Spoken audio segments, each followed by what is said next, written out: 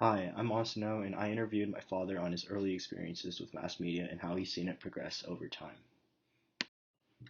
So, a little information about my guest. His name is Alex O, and like I said earlier, he is my father and also the father to my 23-year-old brother. He was born in Korea in 1966, making him 54 years old, and he moved over to the United States when he was 6 years old. He currently lives in North Bend, Washington. So the first thing I'm going to dive into is Alex's music experiences.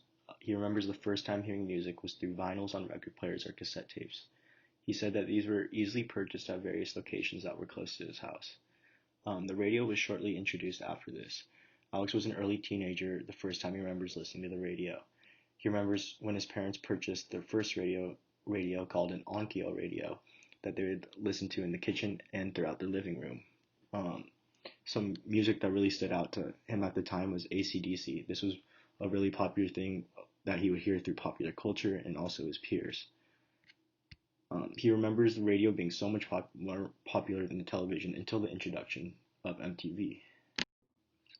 My father remembers the first TV his family bought was a small sized one located in their living room. But later on, they bought a bigger, sort of blockier television that had antennas. He remembers having to constantly mess with these antennas to reach a better signal. Alex felt television was a great new source of entertainment and remembers spending time with his family, mostly at nights watching the TV. One of the most memorable programs for Alex was called Hong Kong Phooey because he loved the cartoons and it contained a lot of action.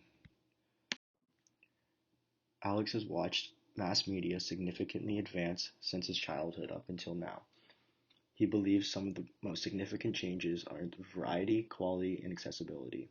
Nowadays, there are so many different songs or stations that you can look up with just the touch of a button.